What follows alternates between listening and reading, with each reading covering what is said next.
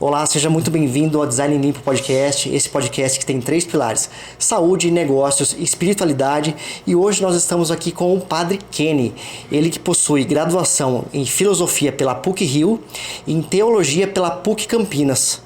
Seja muito bem-vindo, viu, Padre? Muito obrigado, Guilherme. Uma alegria estar com vocês aqui, conhecer o estúdio de vocês, conhecer vocês pessoalmente, né? A Jéssica eu falei mais ou menos assim, né, pelo WhatsApp, que o pessoal que conhece sabe que eu sou meio ruim com esse negócio de WhatsApp, mas é uma alegria muito grande a gente estar junto aqui. Muito Alegria obrigado nossa. pelo convite. A gente já estava tentando marcar algumas semanas já, aconteceram algumas coisas aí, mas É assim mesmo. cá estamos para esse bate-papo aí. Graças a Deus, graças a Deus. Muito bom. Ô, Padre, o que te levou a estudar o seminário? Então, o seminário é o local em que a igreja, já há muitos anos, muitos séculos, na verdade, pensou e planejou para a formação dos padres, né? Para que os padres pudessem ter uma boa formação e trabalhar nas paróquias com as pessoas e afins, né? Então, todo jovem que deseja ser padre, ele tem que passar pelo seminário, é obrigatório, assim, não tem como você ser padre sem ter... eu estudei filosofia e eu estudei teologia e agora eu vou lá, bato na porta do bispo e peço para ser ordenado padre. Não pode, não tem como.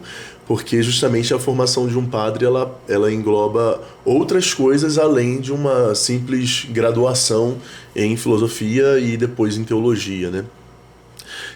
Então, desde pequeno, minha família sempre falou que quando eu ainda não tenho tanta recordação assim, né, lá para meus 4 aninhos e tal, que eu já falava que queria ser o padre Marcelo Rossi, estava no auge do padre Marcelo. Imagina, eu tenho 31 anos de idade, eu nasci em 94, né? E aí o padre que eu tinha de referência era o padre Marcelo, era o padre que passava na TV.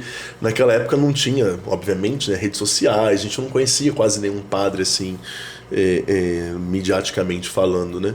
E eu venho de uma família que, apesar de católica, não é muito participativa, aquilo que a gente chama de... eram católicos de BGE, né? Que estavam, às vezes, diziam-se católico, mas não participavam de missa e tal, né? Da parte de mãe, né? Meu pai, ele é ateu.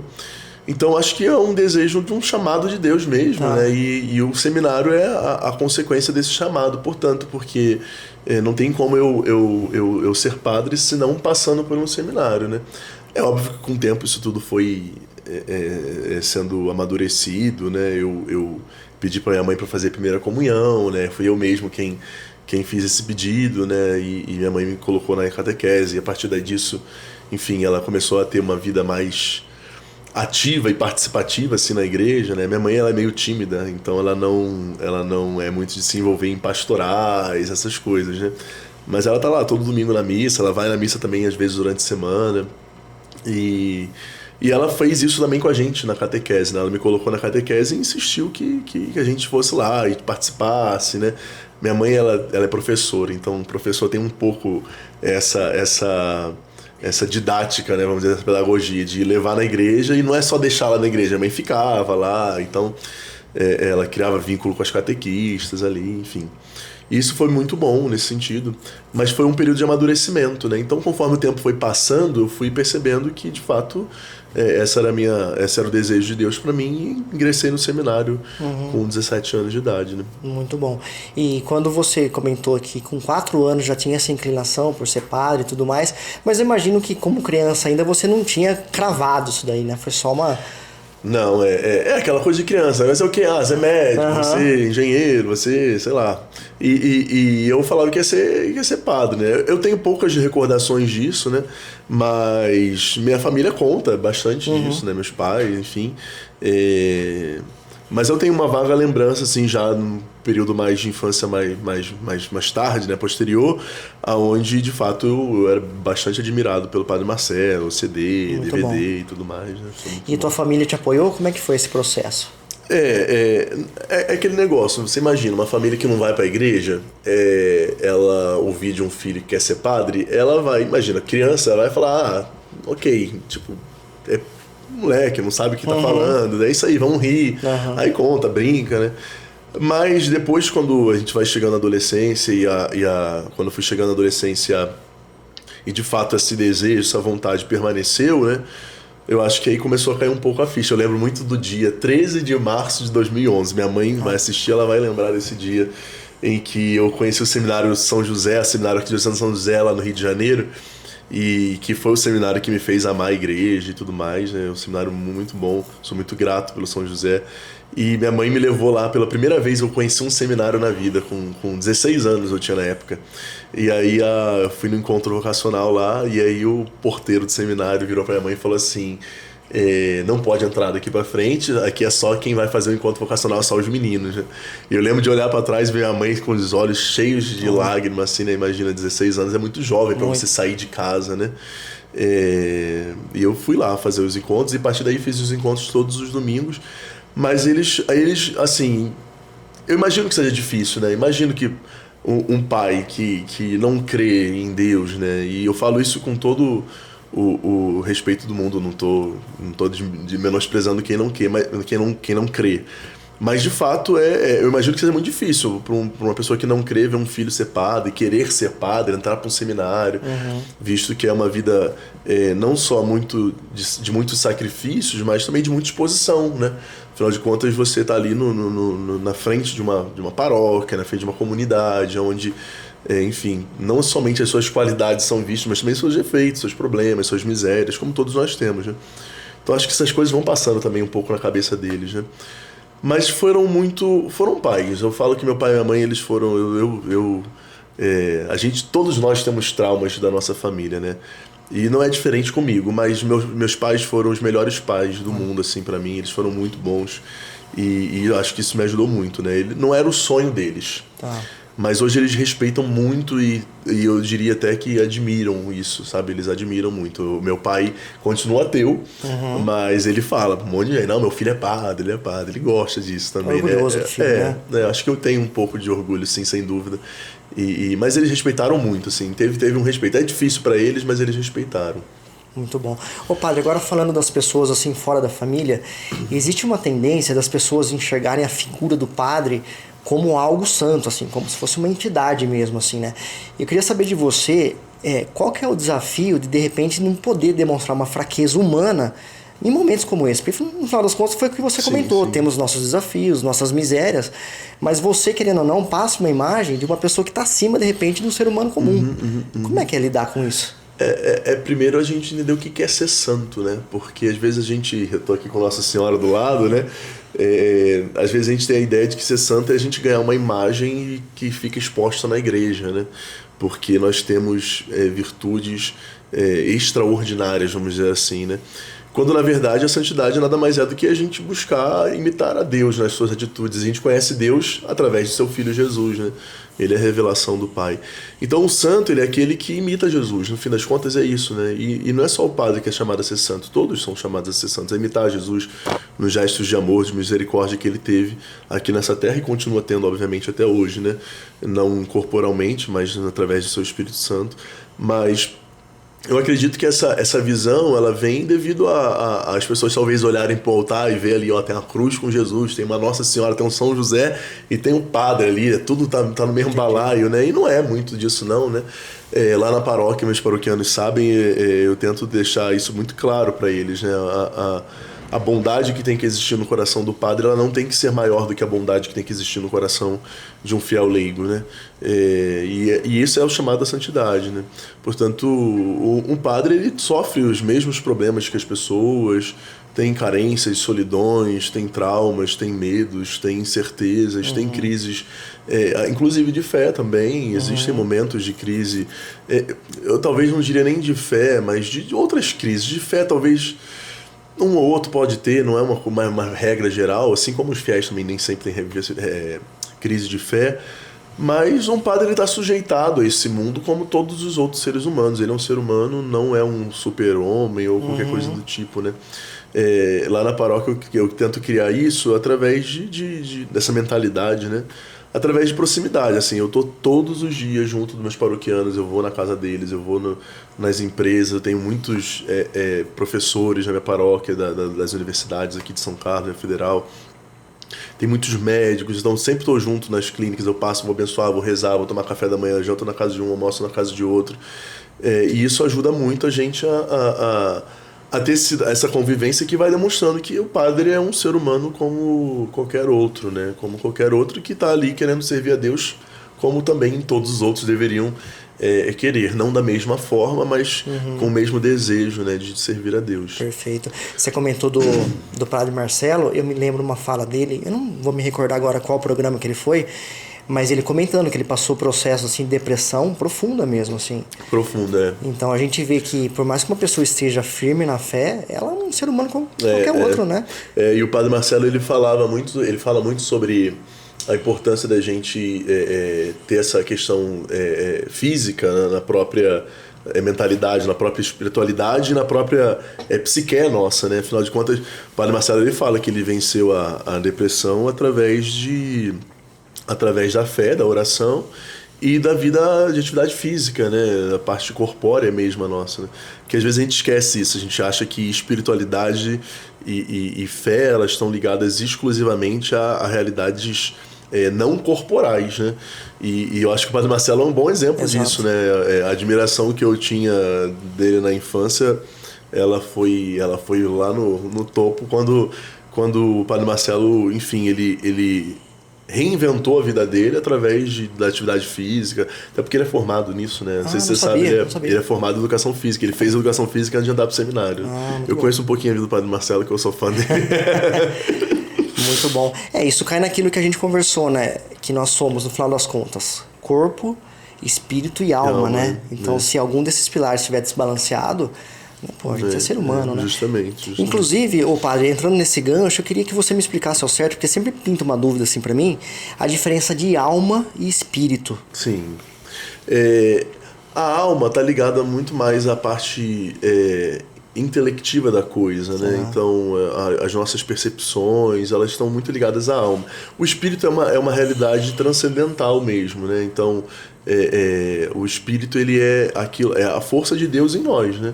Então existe uma diferenciação assim, mas eles convivem juntos, obviamente. É uma harmonia, né? O corpo, alma e espírito, não tem como a gente dividir. O ser humano, ele é isso, né?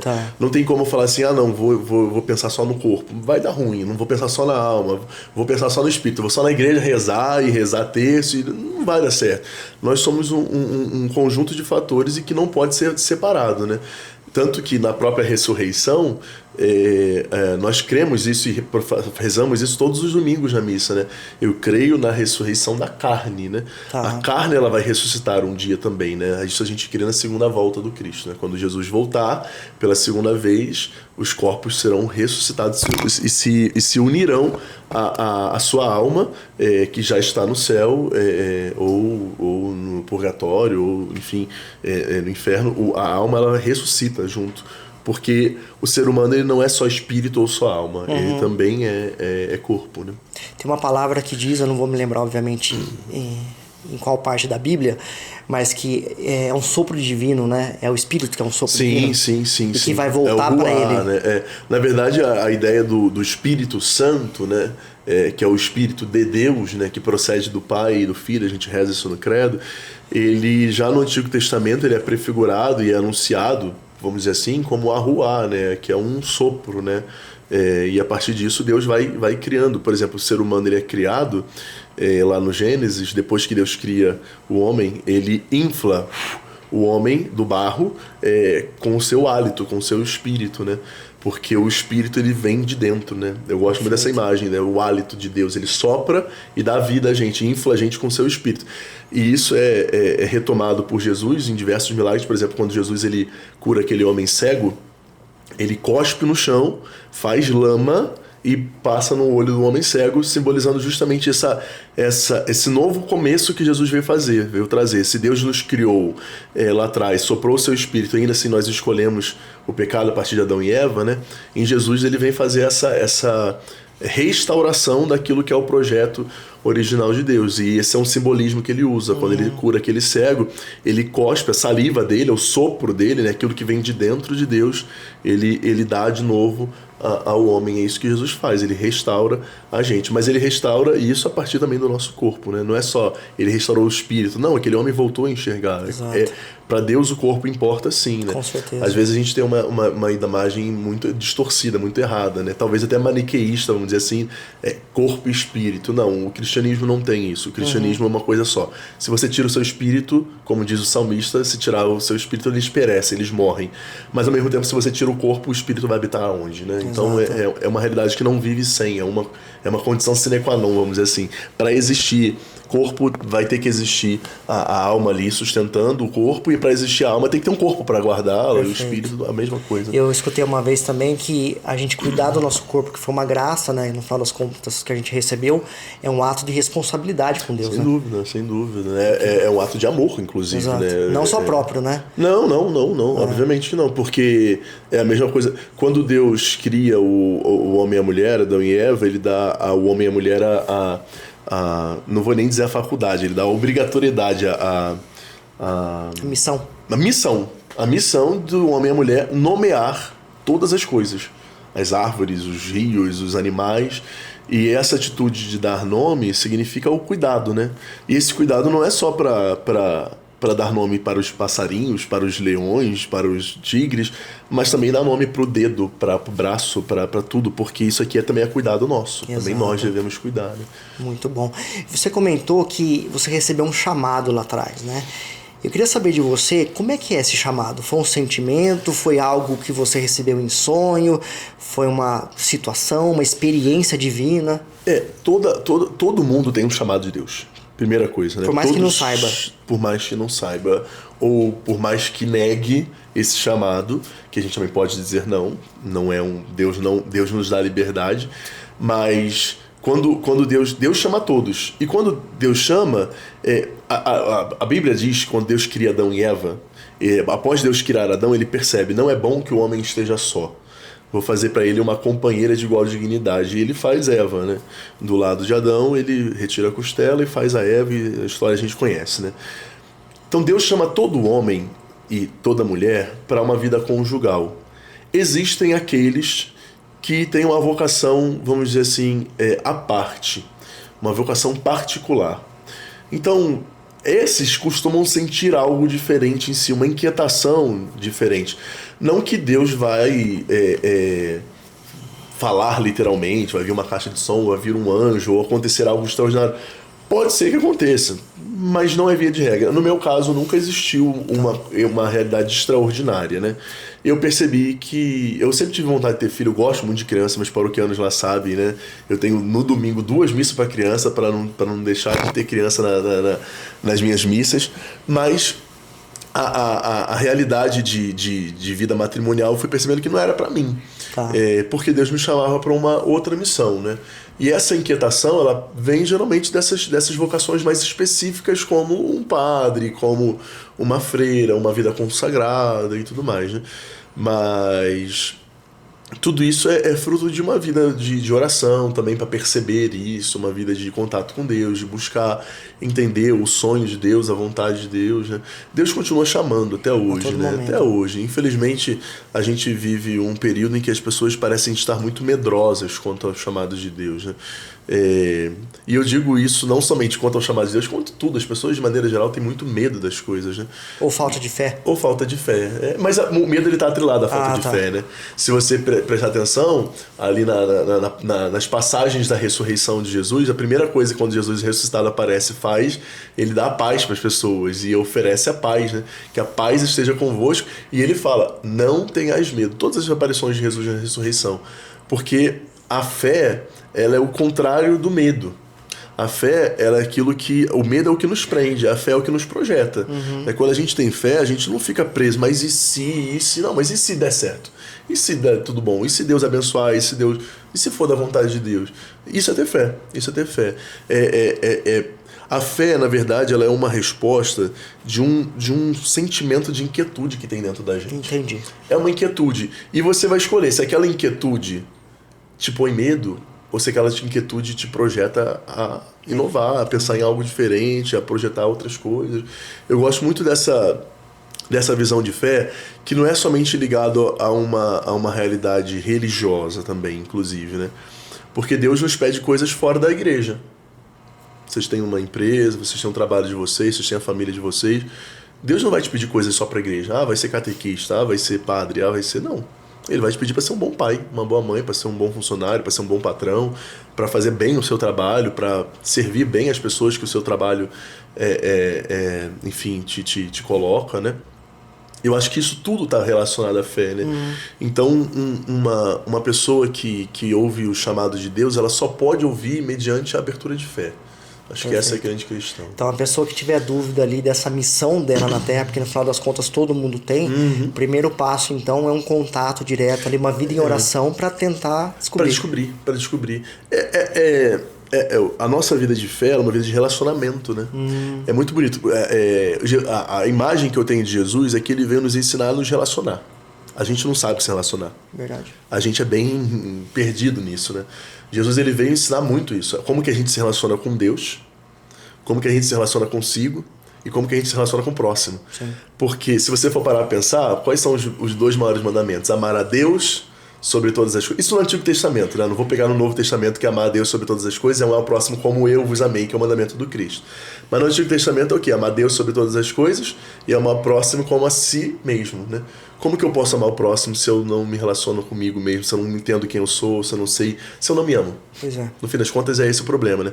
Por isso Jesus, ele muda no Novo Testamento. Ele fala, eu vos dou um novo mandamento, né? Vocês vão amar agora a Deus sobre todas as coisas e vão amar o próximo como eu amei vocês. Essa é a forma de se amar os outros. É como Jesus fez. Como que Jesus fez? Ele deu a vida, ele se entregou, ele serviu as pessoas, ele salvou pessoas, ele usou palavras de erguer corações, não de destruir corações. Eu acho que é isso, né? Isso é a missão do Cristo, que agora continua pelas mãos nossas, que somos seus discípulos, aqueles que acreditam nele, né? Muito bom. Ô padre, me fala uma coisa. Eu, quando criança, assim, minha família me colocou na primeira comunhão.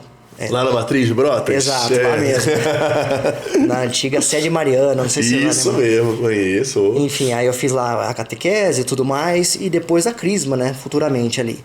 Mas onde que eu quero chegar com tudo isso, assim? Eu me lembro, na época, que a igreja católica era igreja católica e ponto final. Agora, depois de adulto, minha esposa me puxa bastante para as missas, eu comecei a entender um pouco mais, né, desse ecossistema, assim.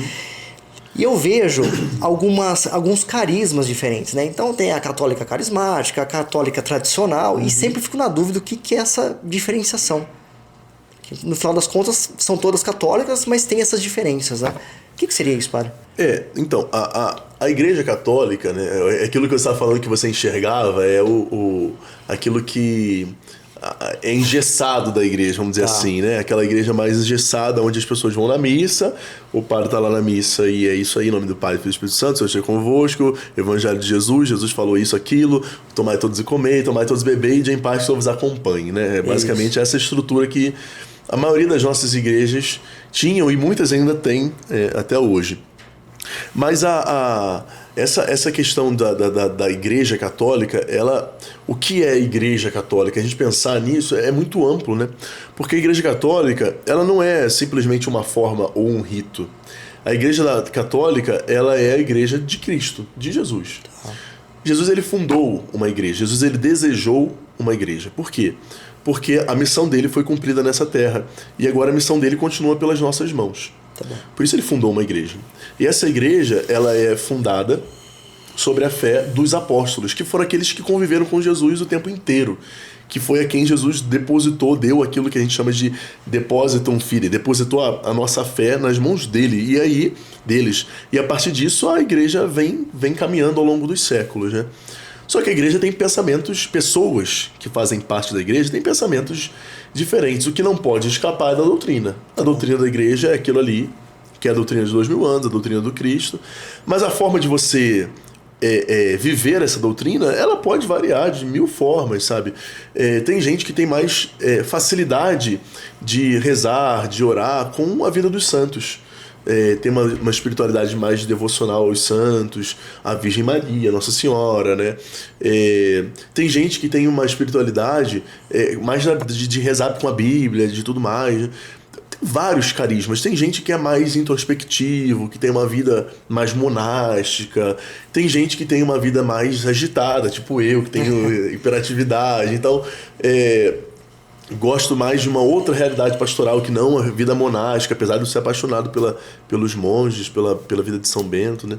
Mas A igreja tem diversos carismas, porque tem diversas pessoas que são diferentes, né? E isso eu acho que é o que enriquece a nossa igreja, né? Eu acho que nos últimos tempos a gente tem tido bastante espaço para florescer esses diferentes carismas. Eu acho que esse é o principal ponto, né? Não é que a igreja mudou. A igreja não mudou em absolutamente nada. Nem vai mudar porque a igreja não pode mudar as coisas. Ela não pode mudar regras, ela não pode mudar leis, ela não pode mudar mandamentos, né? Tem 2000 anos. Um papa, apesar de ser um rei para a igreja, né, um monarca, ele não é um monarca absoluto no sentido de que ele não pode mudar muitas coisas. A partir de hoje o Papa Leão chega lá no Vaticano e vai falar: olha, vou anunciar para vocês aqui, abre uma live lá transmitindo para o mundo inteiro. Ele fala: olha, quero anunciar que a partir de hoje nós cremos que Jesus não foi humano. Ele não pode fazer isso. Entendi. Porque não cabe a ele não tem competência para isso. Ele não pode mudar a fé da igreja, aquilo que é doutrina, né? Tá. Então, mesmo sendo Papa, ele não vai mudar isso. E nem pode. Mas as formas de você viver isso, eu acho que é esse grande novidade que está tendo na igreja, né? As pessoas estão se sentindo mais livres para serem católicas da sua forma de ser, na sua espiritualidade, na sua forma de compreender o próprio Deus, né? E que isso independe da doutrina, porque a doutrina é a mesma, mas a minha forma de praticá-la, de viver é diferente. Eu acho que a gente tem vários exemplos hoje em dia.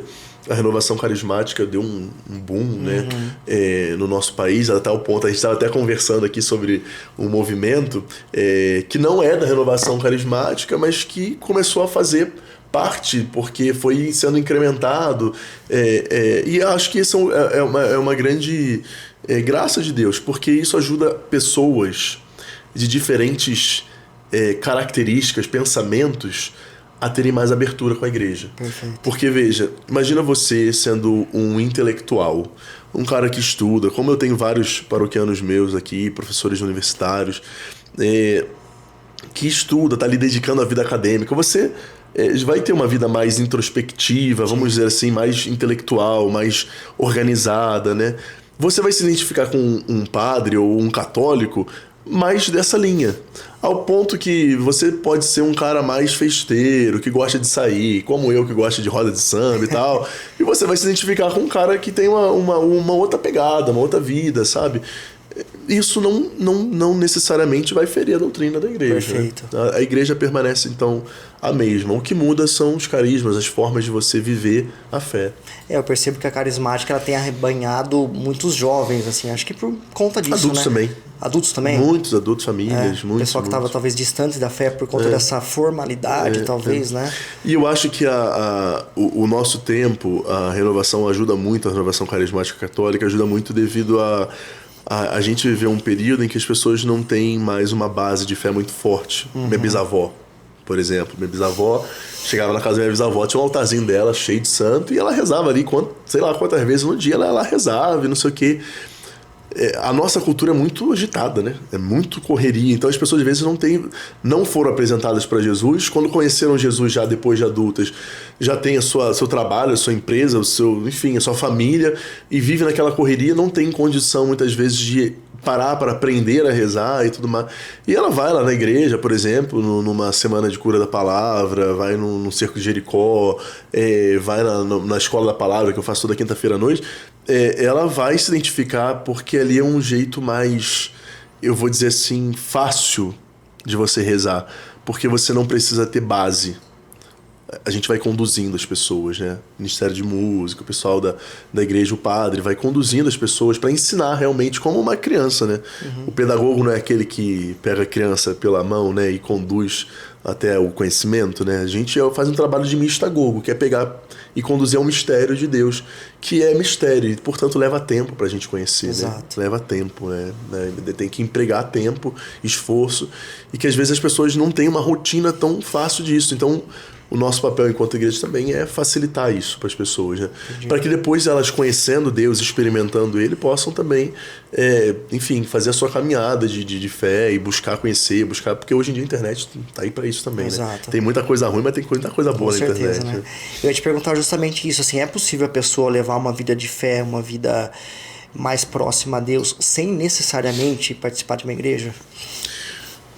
Rapaz, que pergunta complexa. Se ela pode uma vida de fé, eu acho que toda vida de fé, uma hora ela vai te conduzir à igreja. Tá. Não tem como. Uma hora ela vai te conduzir. É claro que você pode...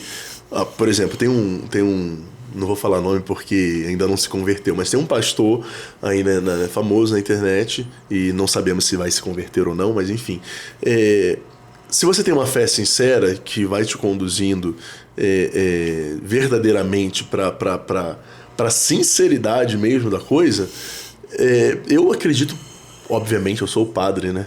Eu acredito que a gente vai, todo mundo que buscar Deus pela via da fé vai chegar à Igreja Católica. Inevitável. Porque inevitável. Porque é a igreja que Cristo fundou. Tá. Não tem como, né? É a igreja que o próprio Deus fundou, né? Jesus, em Mateus capítulo 16, ele fala: tu és Pedro, sobre essa pedra eu vou edificar a minha igreja, né? Ele usa um artigo definido, né? É a minha igreja, não tem outras igrejas, né? O artigo definido na língua portuguesa, ele tem essa função de excluir, ele é excludente, né? Então é aquilo, é a igreja dele. A igreja dele tem problemas? Tem. A igreja dele tem pecados? Tem. Várias pessoas, eu tenho um monte, né? Mas a igreja dele permanece santa, indefectivelmente santa, porque é isso a fé da igreja, apesar dos pecados dos seus membros, né?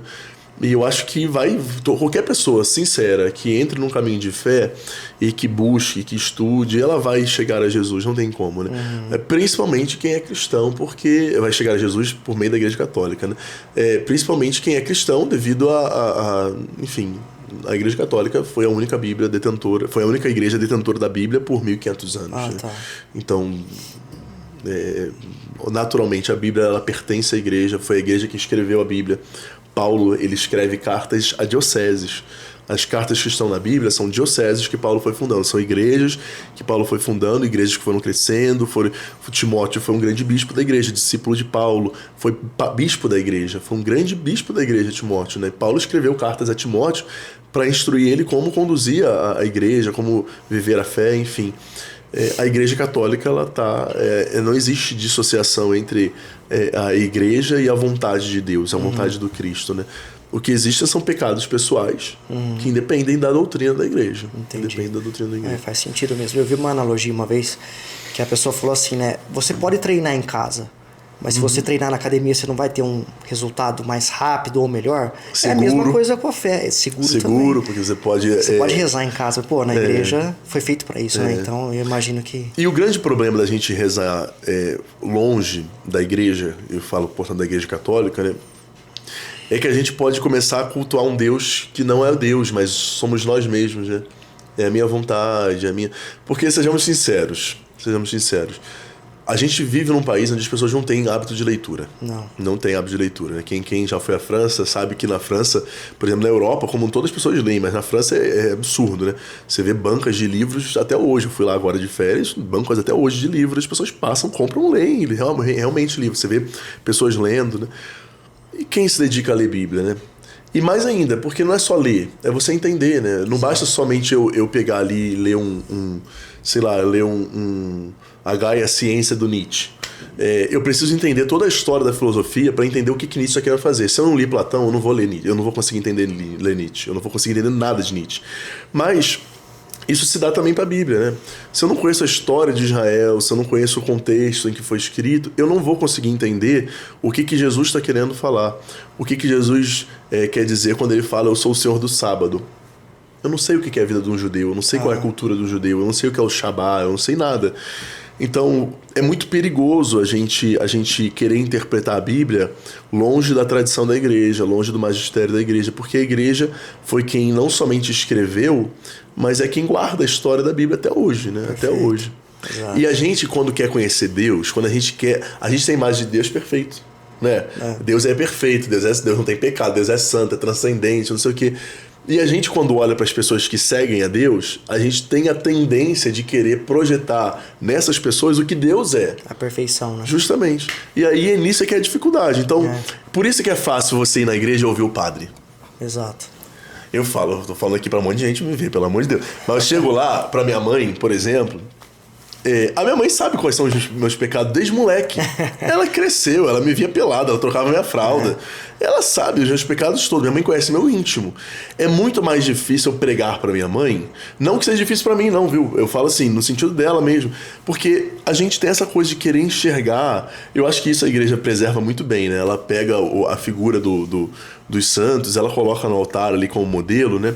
Mas às vezes a gente tem que ter essa visão muito clara de que uma coisa é Deus, outra coisa são os santos. Exato. Os santos, eles são modelos de vida, não são modelos perfeitos, não são. A exceção da Virgem Maria, que foi a única preservada do pecado original. Mas os santos são pessoas cheias de pecado, com suas misérias, mas são pessoas que não se conformaram, eu diria isso, né? Por isso é muito difícil quem está próximo querer se converter, porque às vezes vê que... Mas ela acredita em Deus e tem esse pecado? Ela acredita em Deus e fala aquilo? Ela acredita em Deus e pensa aquilo? Sim, porque é um processo, né? Ninguém tem uma ruptura com o seu passado assim imediata. Isso é um processo de tempos, né? De tempo. A conversão, ela não é um dia, ela é uma vida, né? Exato. Essa é a questão. Exato. Aqui no nosso negócio, padre, 90%, eu diria, dos clientes são médicos e profissionais da saúde, né? E o pessoal que vem aqui bater um papo com a gente no podcast, eu costumo perguntar, né? Porque é uma inquietude minha de saber se essa pessoa já presenciou algo que de repente a ciência ou medicina não explica. E por, não uma coincidência, né, mas algo que eu reparei em comum, todos eles têm uma experiência que a ciência não explica, a medicina não explica. Inclusive nós, né, eu e minha esposa, a gente passou por uma questão dessa com a minha filha, né? Quando a minha esposa engravidou pela 3ª vez, depois de 2 perdas, a gente chegou no médico, né, meio assim, vindo de uma perda recente, 20 dias depois de um aborto espontâneo, e palavras dele. Falou assim, olha, você tem fé? Você acredita em alguma coisa? E a gente falou assim, sim, a gente acredita, porque a medicina não explica o que aconteceu, né? Essa gravidez sua.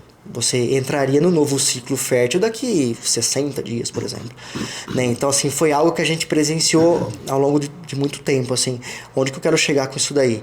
Você já presenciou algo sobrenatural, algum milagre de fato mesmo? Mandar um abraço aqui pro Flávio Vitor, se ele vê esse vídeo, né? Mas tem uma música que eu gosto muito, do Flávio, que ele fez a música que chama Enquanto Eu Te Adoro. Ele fala nessa música sobre a experiência que é você perceber os milagres de Deus todos os dias, né? E é muito bom, eu falo assim, se você é jovem, vou deixar aqui um cortezinho para botar no meu Instagram, fazer propaganda vocacional. Se você é jovem, pensa em ser padre, investe nisso, porque é a melhor coisa do mundo. É muito interessante, Guilherme, porque a gente que é padre, a gente consegue... A nossa vida é muito doida, porque você sai de um batizado e vai fazer um velório. Nossa. E sai de um velório para fazer um casamento e depois você tem que correr para fazer uma visita no hospital. Então, são picos de emoções opostos que você tem várias vezes ao longo do dia, né? Mas uma das graças de ser padre é você poder, nos atendimentos que você faz, vendo as coisas de Deus acontecerem. Quem procura padre? Quem tem problema. Ninguém nunca procura o padre e fala assim, padre, eu vim aqui conversar contigo hoje porque tá tudo bem lá em casa. Minha mulher tá uma bênção, meus filhos estão estudando, meu trabalho tá... Meu patrão, meu Deus, ninguém faz isso. As pessoas vão procurar o padre para falar problemas. A oração é a mesma coisa, né? Só que isso é o interessante da vida do padre. É você não apenas ouvir os problemas, mas ver Deus fazendo as soluções. Isso é muito incrível, isso é muito incrível. Porque, às vezes, as pessoas nos procuram querendo que a gente dê um conselho para elas ajustarem a sua vida, para elas resolverem a sua vida. Só que tem coisas que não tem como a gente resolver. Não tá na mão delas. Não tá na mão delas. E aí, você tem que abrir as pessoas, o coração delas e a mente delas, para elas entenderem que nem tudo na vida é sobre o que a gente pode fazer, né? Ontem à noite teve a Escola da Palavra lá na paróquia, né? E eu estava pregando sobre basicamente isso, né? A história de Abraão. Deus, ele faz uma promessa para Abraão de que ele teria um filho, né? Vou resumir a história aqui. Tem promessa da terra também, mas vou focar na promessa do filho. Deus promete a Abraão que ele vai ter um filho. Abraão já idoso, 70 e poucos anos. Isso seria um milagre? Como é que alguém com 70 e poucos anos, sua mulher, também com 70 e poucos anos vai ter filho? Como é que funciona esse trem, né? Abraão tomou aquilo ali para si e ele começou a confiar naquilo, a criar expectativa mesmo, né? Ele queria um filho, era o sonho dele. Ele não podia porque a mulher dele era estéril. Só que passou-se o tempo e Abraão começou a pensar, eu acho que eu vou ter que ajudar Deus a me dar um filho, né? E aí Abraão e sua mulher se convencem de que eles precisavam ajudar Deus e vão lá e a mulher de Abraão, inclusive, vira para ele e fala assim, olha, você vai engravidar Agar, ela vai te dar um filho e ele vai ser o filho que Deus, pronto, resolveu o problema, né? E de fato foi isso que Abraão fez. Nasceu Ismael, só que os milagres de Deus, quando ele promete pra gente, eles acontecem independente da gente fazer algo ou não.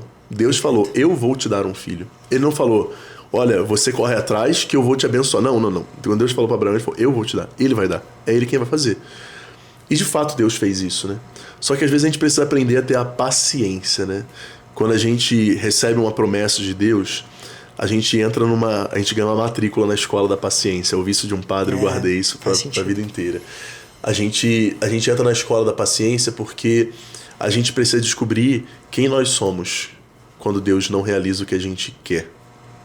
Quem nós somos. É como um filho mimado. Será que a gente bate perna ou será que a gente confia no nosso pai, sabe? E eu penso muito nisso, porque os nossos paroquianos vêm aflitos e querendo resolver coisas que não está na mão deles. E eles precisam aprender a entrar nessa escola, a se matricular nessa escola da paciência. Porque existem coisas que cabem a nós. Tá. Eu falei, não adianta você rezar para Deus falando assim, oh Deus, eu não gosto de cozinhar. Pelo amor de Deus, que tenha comida na minha mesa todos os dias. Que eu chegue e tenha comida, o pratinho feito lá na minha mesa. Ele não vai fazer isso, porque isso cabe a você. Isso você pode fazer. A Deus cabe o impossível. E é essa a questão. Se é impossível, não precisa de ajuda. Tá bom. Porque o que você pode fazer de impossível? Nada. Então não precisa de ajuda. É possível um homem de 70 anos ter filho? Não. Com a sua mulher? Não. Deus não falou que vai ter? Então é isso. A grande questão é a gente saber esperar. É a escola da paciência. E é isso que eu tento trabalhar muitas vezes com os paroquianos, né? Com os meus fiéis lá na igreja. Porque, e graças a Deus, quem entra para essa escola da paciência nunca sai de mãos vazias. Porque Deus não deixa. A gente é que muda. A gente é que é infiel. A gente é que não cumpre a aliança. Deus cumpre. O que Deus promete... É claro, a gente precisa diferenciar aqui o que Deus está prometendo, o que é loucura da nossa cabeça, que a gente está aqui inventando moda, né? Então, aquilo que é a promessa de Deus, não tem como. Então, é muito bonito a gente ver as coisas irem se realizando. E elas acontecem não da forma que a gente pensou. Exato. Sempre. Porque se Deus é Deus, ele precisa surpreender. E da assinatura dele, né? Ele precisa surpreender. Essa é a assinatura dele, né? A assinatura dele é isso, é a surpresa. Por quê? Porque se cabe na nossa mente, se cabe na nossa ideia, no nosso imaginário, se cabe nas nossas mãos... Nosso bolso. No nosso bolso, inclusive, não é de Deus. Quer dizer, já ouvi. Não é que pode ser ruim. Ismael foi o primeiro filho de Abraão. Ele teve um filho com Agar. Ele teve um filho com a sua escrava. A primeira vez que Abraão ouviu alguém chamar... Imagina, você é pai, né? Sua filha tá apagada ali dormindo, né? Mas, imagina... Quando você ouviu ela te chamar de pai pela primeira vez, você não tem essa lembrança na sua cabeça? A lembrança da primeira pessoa que chamou Abraão de pai não foi de Isaac, foi Ismael. Olha. Ismael era um problema? Não. Ismael foi algo que tirou Abraão de Deus? Não. Ismael tirou a fé de Abraão? Não. Só que o problema é que às vezes quando a gente não sabe esperar com paciência, a gente cria coisas que podem até ser boas, mas que tiram o nosso foco da promessa. Deus deu uma promessa de dar uma descendência, e essa descendência ia vir de Abraão e sua esposa, Sara. E essa descendência veio pelo Isaac. Só que Abraão quis arrumar uma solução. E aí, por causa disso, essa solução é má? Não. Às vezes a gente é assim, Deus deu uma promessa pra gente. Olha, você, sei lá, vai ter uma empresa de mídia e tudo mais, né? E aí você começa a investir e não vai dando muito certo no começo. Aí você fala, quer saber? Vou investir em, sei lá, vou abrir um McDonald's. E aí você vai lá e abre um McDonald's. McDonald's bomba. Prospera, cresce, não sei o quê, mas o que Deus chamou? Exato. Você soube esperar? E aí o problema é, agora que você tá com o McDonald's bombando, você vai querer investir lá, voltar do começo? Mas não foi pra isso que Deus chamou? Por que você não soube esperar? E você acaba arrumando problema. Ismael, é óbvio, é filho de Abraão. Deus, no final do capítulo 20, lá do 21 do capítulo de Gênesis, Deus ele fala, olha, o seu filho vai receber, vai ter o povo dele. Ele não vai ser esquecido, mas o filho da promessa é Isaac, como eu havia dito, né? E é bonito que no capítulo 21 começa Deus falar que Abraão, ele levou o seu filho Isaac para ser apresentado no templo como Deus havia ordenado. Porque a partir daquele momento ele entendeu que Deus, ele quando ordena, quando ele pede, ele vai dar o jeito. Perfeito. Ele vai... As circunstâncias, eu gosto muito de falar isso de uma música, as circunstâncias elas não alteram as promessas de Deus. E milagre é isso. O milagre é a gente aprender a esperar com paciência. Muito bom. Mais do que esperar. É esperar com paciência. Porque às vezes o esperar faz a gente criar coisa na cabeça e, como diz Santa Teresa, a imaginação é a louca da casa, né? A gente fica querendo imaginar, mas e se fizesse isso, se eu fizesse aquilo? E Deus não precisa de ajuda. Muito bom. Ele não precisa. Agora, quando você fala assim de uma promessa divina, você usou até um exemplo assim de coisa da nossa cabeça, assim. Quando é que eu sei que eu recebi de fato uma promessa divina, ou eu tô viajando ali, alguma coisa que de fato eu quero pra mim, mas eu quero ter uma muleta de que... Vocês estão casados há quanto tempo? 10 anos. Há 10 anos atrás, você conhecia ela como você conhece hoje? Não, então, jamais. O nome disso é intimidade. Intimidade é o que faz a gente, às vezes, eu te dar um olhar e você saber o que eu quero. Com certeza. Então, a intimidade faz você perceber coisas que antes você não percebia. O que eu tenho de intimidade com os meus amigos é fruto de vivência. Exato. De vivência. Como que a gente faz? É escutar Deus. Abraão, ele é chamado de pai da fé, é muito bonito. Abraão, a Bíblia chama Abraão de pai da fé. Por quê? Porque Abraão, ninguém conhecia Deus, para começar. O mundo era politeísta. E aí, Abraão ouve uma voz, e a voz pede para ele sair da sua terra, para ir para uma outra terra, que essa voz, que é Deus, iria dar descendência e a terra para Abraão. Abraão, ouvindo, ele acredita. E esse é o recorte que Deus faz. A partir disso, aqui está dividido. Quem tem fé e quem não tem. Quem tem fé ouve e faz. Quem não tem, ouve e não faz. Tá. Não precisa ver. Abraão não viu. Não precisa falar, olha, vai ser assim. Não precisa explicar. Não precisa. Abraão não teve explicação. É ouvir e obedecer, né? A fé vem pelos ouvidos, né? Por isso que a Bíblia vive falando de pregar a palavra. Jesus, ele é a palavra de Deus. Deus, quando cria o mundo, ele cria pela palavra. Deus criou, o Espírito pairava aqui na terra, quando Deus criou a terra, mas as coisas só começaram a existir. Criou o rio, o mar, criou as plantas, as árvores, os animais, quando Deus falou, lançou a palavra. Porque a palavra ela tem essa função de criar. Então a palavra de Deus cria fé em nós, né? Por isso que aquilo Jesus fala, quando perguntam, olha, Senhor, manda, quando naquela passagem do Lázaro, né, que tem um rico que morre e vai para o céu, e vai para o julgamento, melhor dizendo, e chegando lá ele fala, Senhor, pede para avisar para minha família, para os meus primos, para os meus vizinhos, que, olha, que eles têm que viver assim, assim, assado, porque senão eles vão fazer que nem eu.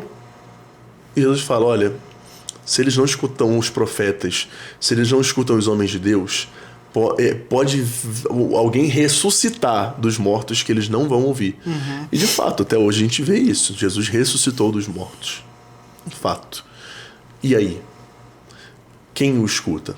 É quem tem fé. Perfeito. Várias pessoas escutaram, mas escolheram não ter fé, escolheram não acreditar. Então, o primeiro passo é desenvolver essa sensibilidade. Essa intimidade. Intimidade mesmo, né? A intimidade. E a intimidade a gente constrói no dia a dia, né? Sim. Então, assim, é todo dia, de fato, você separar alguns minutos ali para ter essa intimidade, sim. Né? O Jesus, ele tinha relacionamento com várias pessoas, né? Mas só conheceu Jesus realmente quem tinha intimidade. Se você pensar, você olha na Bíblia, você vê Jesus com várias pessoas, multidões seguiam Jesus.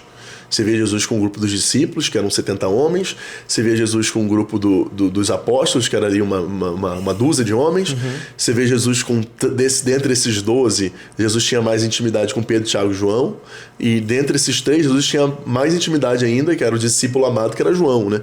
Jesus tinha, além disso, amizade e intimidade com pessoas que não eram apóstolos ou discípulos, que era, por exemplo, Marta, Maria e Lázaro. Jesus, ele vivia na casa de Marta, Maria e Lázaro, tinha intimidade. Jesus chorou quando Lázaro morreu, né? Mas essa vida de intimidade é o que vai permitir a gente conhecer Jesus. Sem isso não tem como.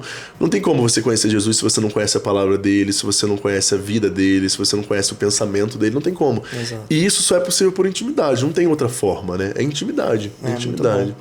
A gente falou também, padre, sobre algumas experiências, né? Sobrenaturais, milagres e tudo mais.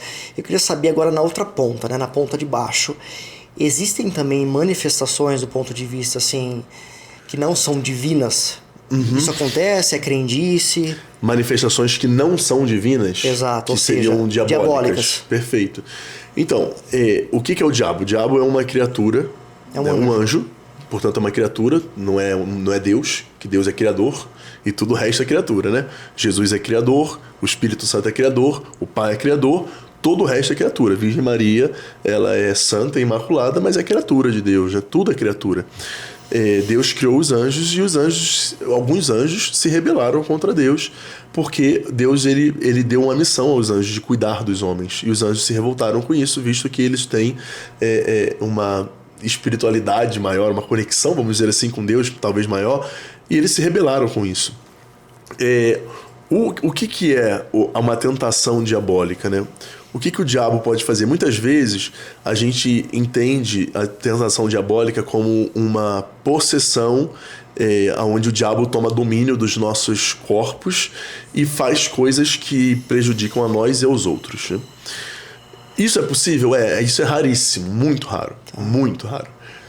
Não sou exorcista, né? Mas enfim, né? Nós todos padres temos um estudo sobre isso, né? Mas o que é mais comum? O mais comum são tentações. Perfeito. E o que é a tentação? Eu gosto de explicar a tentação com uma história.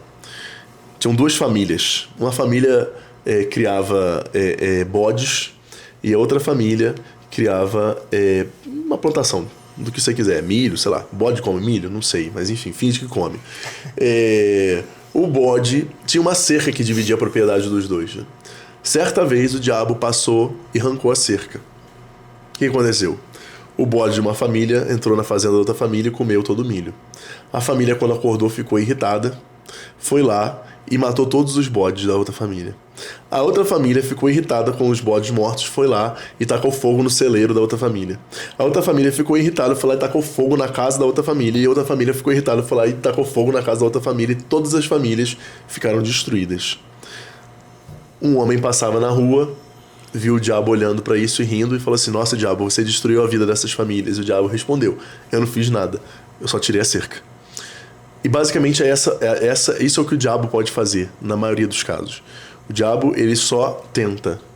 É a gente que faz todo o trabalho. Isso é a maldade nossa, aquilo que a gente chama na teologia de concupiscência, uma inclinação para o mal que nós temos fruto do nosso pecado, né? Um defeito de fábrica ali.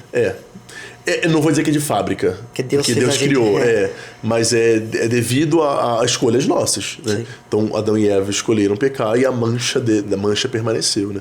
Por isso Nossa Senhora, inclusive, é preservada do pecado, né? Porque ela é quem dá carne a Jesus. A carne de Jesus não vem. A filha de vocês é meio de cada um. Exato. A carne de Jesus é toda de Maria. A genética de Jesus é só de Maria, não é de José. Não é. Deus, Pai do céu, não tem carne.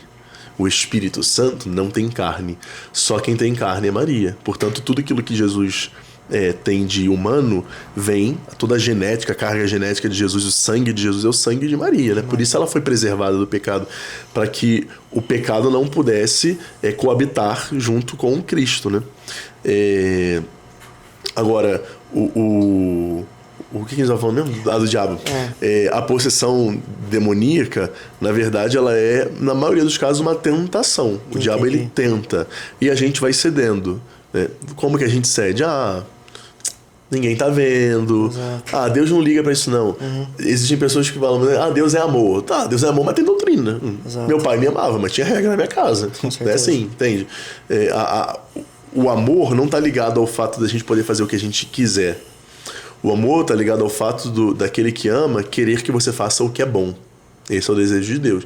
Ele não vai permitir que a gente faça nada de... Aliás, ele não vai impedir que a gente faça nada de mal. É nossa liberdade. Entendi. Mas isso não implica no desejo dele. O meu pai nunca ia querer que eu fosse bandido. Mas o que ele pode fazer? eu tenho liberdade. Se eu quiser entrar pro tráfico, sabe por quê? Eu tenho liberdade. Esse é o grande ponto. O diabo, ele tem a função de tentar. Ser um facilitador do mal. E dar essa tentação aí, né? Na verdade, tá dentro dos 7 pecados capitais, basicamente, né? Essas tentações. Sim, ou não? Total. Na verdade, as tentações, elas vêm a partir desses pecados, né? Desses pecados. Porque é nisso que a gente vai... Enfim, o pecado, na verdade, ele é um egoísmo. Todo pecado é egoísmo, né? Olha pra serpente falando com Adão e Eva. Obviamente é uma figura de linguagem, né? Mas quando o diabo tenta Adão e Eva, qual é a proposta que ele dá? Vocês vão ser como Deus. Essa é a tentação de Adão e Eva. Perfeito. E essa é a tentação nossa até hoje. Quer dizer, o que é bom pra mim? Deus sabe o que é bom. E ele deu um caminho pra gente, né?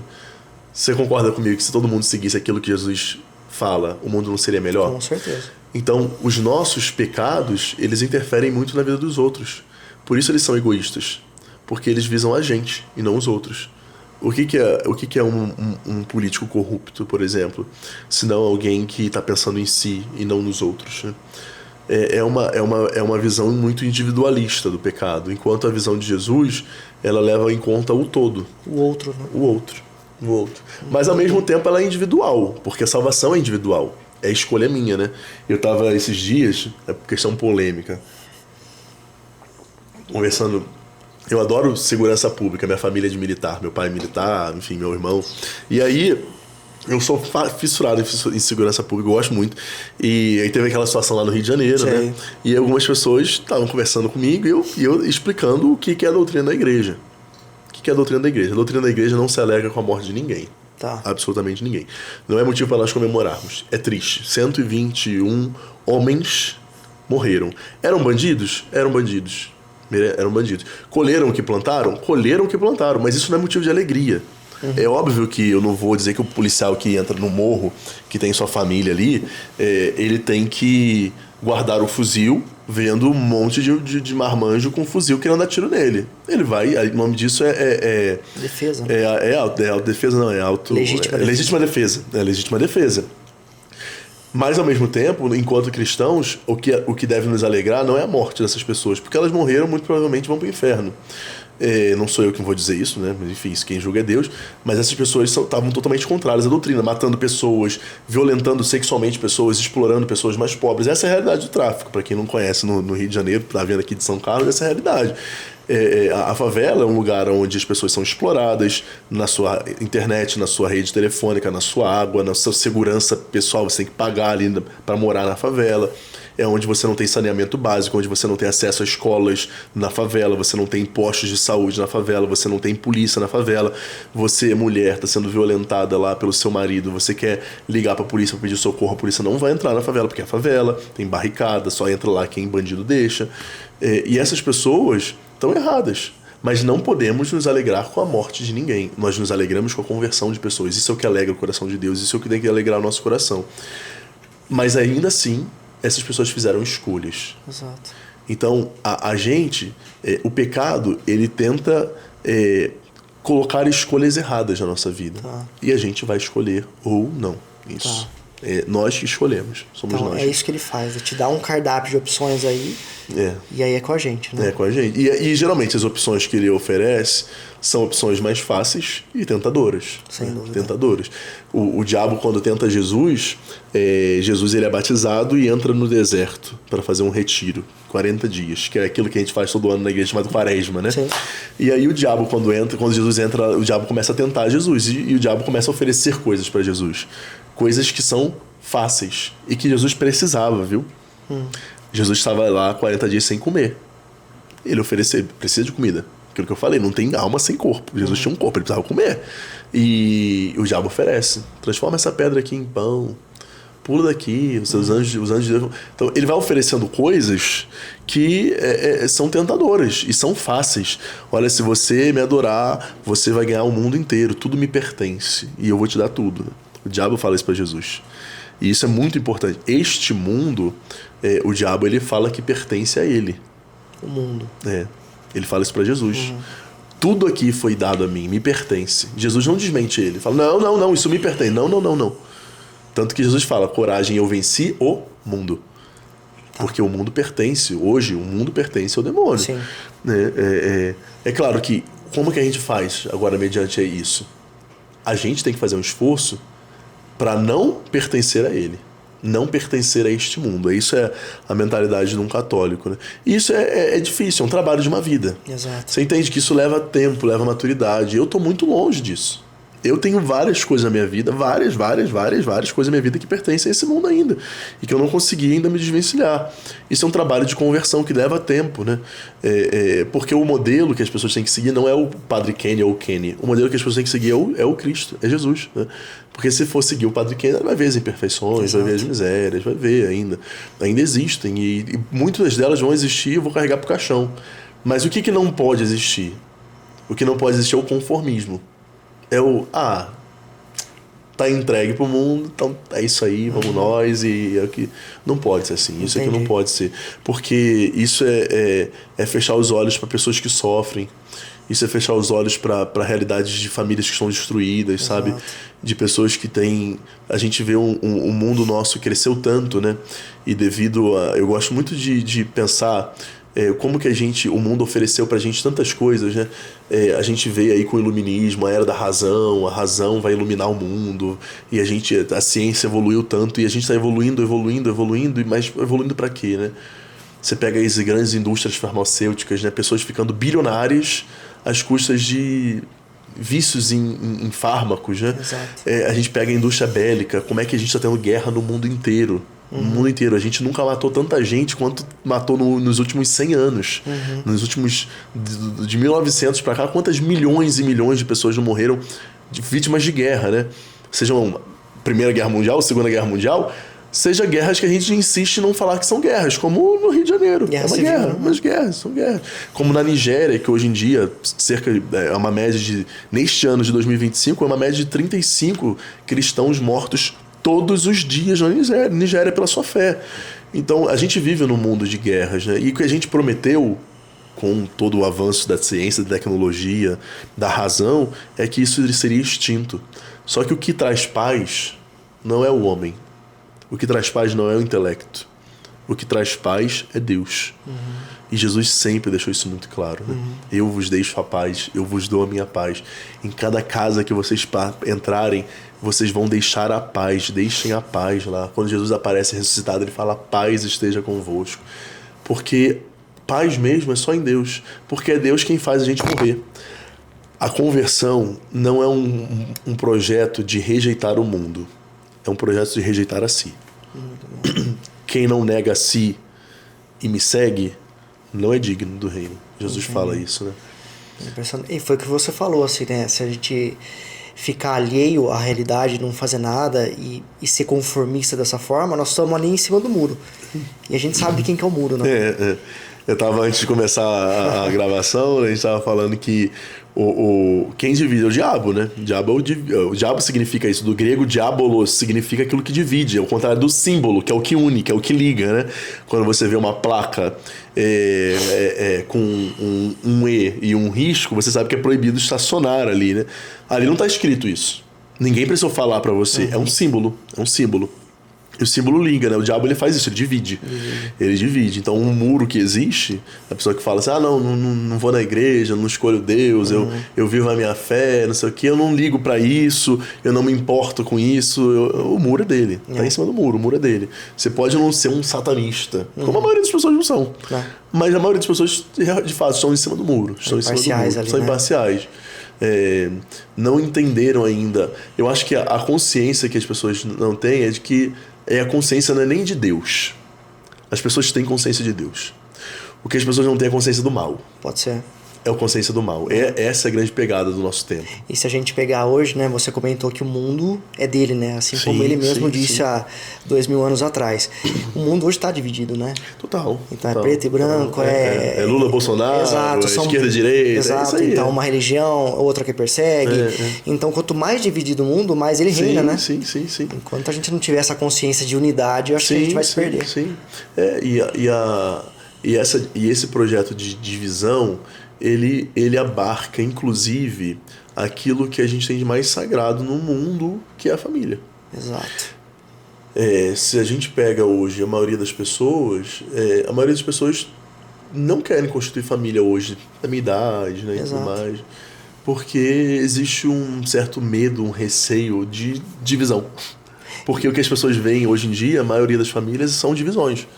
Quer dizer, casei, não deu certo, que eu nunca entendo essa expressão, mas enfim, não deu certo e separei. E aí as pessoas vão começando a ter medo. Que é o contrário da fé. Exato. Que é o contrário e cai muito naquilo que você falou, né? No egoísmo, né? Porque você casar, você constituir família, é você viver para o outro, né? Que é o que a fé prega. E quem quer viver para si mesmo, vive nesse mundo egoísta, não constitui família. Perfeito. E acontece o que está acontecendo aí, né? E às vezes as pessoas têm filhos, muitas vezes por maneira egoísta, por pensamento egoísta. Por que você quer ter filho? Eu quero ter filho porque, nossa, deve ser muito bom. Então... Não é assim, não. Não é nada bom. Não é assim, não. Ter filho dá trabalho. Muito. Ter filho é uma responsabilidade. Ter filho é uma vocação que Deus dá a pessoas, né? E ter filho é uma missão. Muito mais do que o filho dá pra você um prazer afetivo, vamos dizer assim. Meu Deus, é meu filho, quando você chega em casa. É uma alegria, de fato. Você tem momentos de alegria enorme. Mas os momentos de responsabilidade são muito maiores. Porque um filho, ele tem que estudar, ele tem que aprender que o mundo não gira em torno dele, porque a criança não sabe disso, a criança quer tudo na hora dela, no jeito dela. Ele tem que aprender que existem regras, que numa casa existe ordem, que ele vai ter responsabilidade de fazer coisas, tarefas. Isso tudo você tem que ter maturidade, porque senão você não ensina isso pro teu filho. Exato. E aí o que acontece? O teu filho cresce achando que não existe... O mundo gira em torno dele. Deve algo pra ele. Justamente. E essa realidade é muito comum hoje em dia, né? As pessoas às vezes não têm muita maturidade para ter filho porque não sabem dizer não.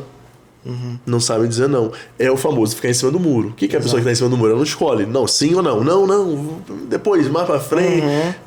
Então o filho não ouve não. Então, pai, posso fazer tal coisa? Tá bom. O bendito telefone, né? Volta e meia eu chego na casa dos meus paroquianos, eu vejo... Falando mal já de vocês aqui. Volta e meia eu chego na casa dos meus paroquianos, eu vejo, acho que a criança começa a fazer alguma coisa mais agitada, o pai e a mãe pegam, dá um telefone e acabou, né? Quer dizer, eu entendo, gente, que é difícil, mas sempre foi difícil. Não era difícil, não era diferente pra minha avó, não era diferente pra minha mãe, não era diferente pra minha bisavó. E é o que a gente fala, né? A porta do céu é estreita, né? Então tudo que provém de Deus, entendo eu, que traz de fato essa dificuldade. Esforço. Exato. Ao contrário do que Jesus passou no deserto, né? Onde foi prometido para ele algumas facilidades. E ele foi firme e seguiu na dificuldade.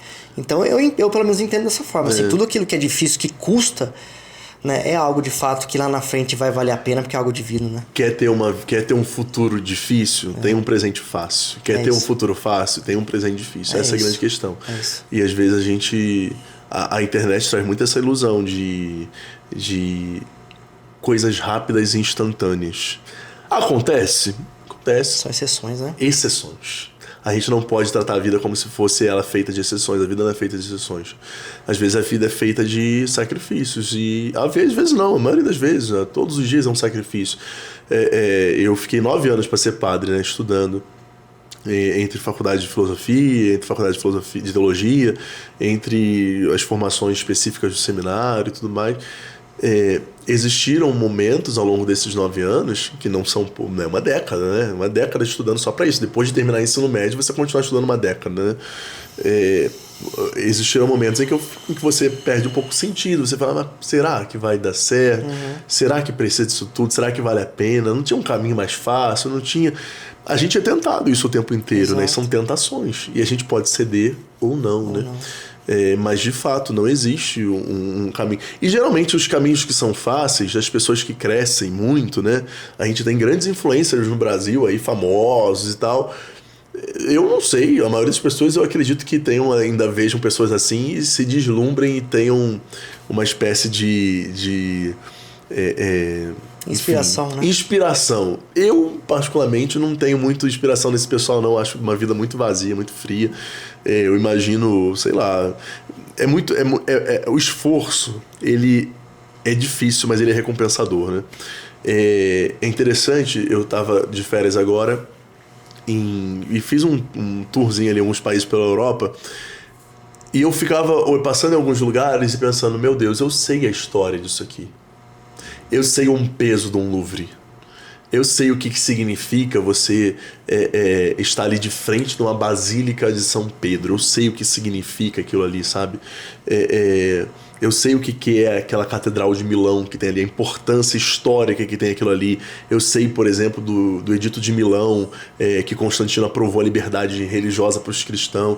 Então, você conhecer as coisas leva tempo. Exato. Mas te dá um prazer que outras pessoas que não se esforçaram jamais vão ter. A experiência de uma pessoa que não conhece o mínimo de história visitando o Louvre da vida ou qualquer monumento histórico vai ser simplesmente o prazer de postar uma foto e ter um bocado de gente... Vai impressionar, né? Eu ia usar uma palavra pouco inculta, vamos dizer, pouco culta, né? Muito inculta, não sei, para não querer ser grosseiro, mas que vão admirar pela ostentação e não pelo que de fato é digno de admiração. Olha que bacana esse prédio aqui do Louvre, isso aqui tem história do mundo inteiro. Você saber aonde você está, ter essa consciência, é fruto de paz. Exato. É uma paz. É uma paz porque você vê o fruto do seu trabalho, do seu esforço de anos e anos, sendo recompensado não com coisas materiais, né? materiais. Eu gosto de falar que dinheiro é a coisa mais barata que tem no mundo. Dinheiro é a coisa mais barata que tem no mundo. Com dinheiro você paga eu não vou falar a frase que eu gosto, mas com dinheiro você paga um matador de aluguel. Com dinheiro você paga um bandido. Um bandido chega pra você e fala assim, me dá teu dinheiro. Você pega, dá tudo pra ele, vira as costas e sua vida continua. O dinheiro não te faz comprar sua esposa. Não. O dinheiro não te faz comprar sua filha, nem a saúde dela. O dinheiro não faz você comprar sua honra, o dinheiro não faz você comprar sua inteligência, o dinheiro não te compra nada disso. Então as coisas mais baratas da vida você compra com dinheiro. Com dinheiro. A sua casa, um dia vai ser demolida. Um dia ela vai ser demolida. Outra pessoa carro vai estar lá. E um dia ela vai ser demolida. A outra pessoa vai comprar, outra pessoa vai comprar, outra pessoa vai comprar e alguém vai demolir. Um dia ela vai ser demolida. Sua casa não vai ser um prédio histórico que vai ser guardado por 2000 anos, que nem a Basílica de São Pedro. Não vai. Vai por mim. Agora, as coisas que valem honra, respeito, dignidade, amor, família, trabalho, inteligência, sabe? Isso você não compra com dinheiro. Exato. Você não compra com dinheiro. Não adianta. Isso são as coisas que a gente tem, de fato. São as coisas que a gente tem. E que a gente leva, no final das contas? Que a gente leva, sem dúvida. Mas de fato, são as coisas que a gente tem. Porque o teu carro é teu. Não. Não é. Portanto, não é. Durante uma janela de tempo vai estar comigo, depois não mais. A roupa que você está usando é tua. Mas no dia teu velório ela vai estar onde? Não tem. Exato. Não tem. Eu perguntei se a tua filha vai pro céu. A tua esposa, se Deus quiser, vai pro céu. Exato. O teu carro não vai. Não vai. Essas câmeras, o microfone, a gente usa, é bom. Não tô dizendo que não é pra ter, não. Pelo amor de Deus, lute, tenha o melhor carro que você puder pra dar conforto pra sua família. Tenha melhor... Mas o problema é quando a gente bota isso a nossa regra de vida, né? A nossa vida gira em torno disso aí. Mas acho que mais importante... Eu fiz uma pergunta pra você se a pessoa leva tudo isso. Se leva, eu não sei, mas ela deixa, né? Honra, palavra, um conhecimento, uma história, uma educação. Então isso já basta. E leva também. É a sua honra. A honra. É a tua alma, né? A nossa alma, ela é lapidada nessas virtudes. O que a nossa alma ela é lapidada nessas virtudes. A nossa alma, ela vai também... Não é... Eu faço academia, sou apaixonado por academia, infelizmente não faço tanto quanto gostaria, devido à correria do dia a dia, mas... Como é que você faz pra você ter um shape? Um shape. Não vou nem dizer o shape, porque a pessoa vai ligar. O shape é ser o padre Marcelo Rossi. Não precisa ser o padre Marcelo Rossi, né? Apesar de admirá-lo, mais uma vez, quero ressaltar aqui isso. Mas você não precisa. Para você ter uma saúde boa, né? Sim. Você precisa ter músculo para você ter saúde. Você precisa ter músculo. O músculo ele faz parte da estruturação do nosso corpo, né? Mas como é que funciona para ter músculo? Tem que construir. E tem que machucar. Essa é a questão. Porque construir, a gente pode entender como diversas formas. Você pega um Lego e vai construindo. Ah, que legal. Não, mas o músculo é diferente. O músculo, você machuca ele. Você vai ferindo ele. E a cicatriz dele é o que faz ele crescer. O nosso músculo é cicatriz, é pura cicatriz. Então, as cicatrizes nos fazem ficar mais fortes. As coisas que levam esforço, que levam tempo, que machucam, que doem, elas deixam marcas na gente de força, de firmeza. E isso é impregnado na nossa alma, inclusive. Com certeza. Na nossa alma, E inclusive. a gente pode dizer, então, que Deus permite que a gente passe por certas situações para ficar mais forte? Sem dúvida. Existe a vontade de desejo e a vontade permissiva em Deus. Deus, ele tem uma vontade de desejo. Qual é a vontade de desejo? É o que é particular, por exemplo, para cada um. Ele tem uma vontade para você, um desejo, um sonho, né? Um projeto para você.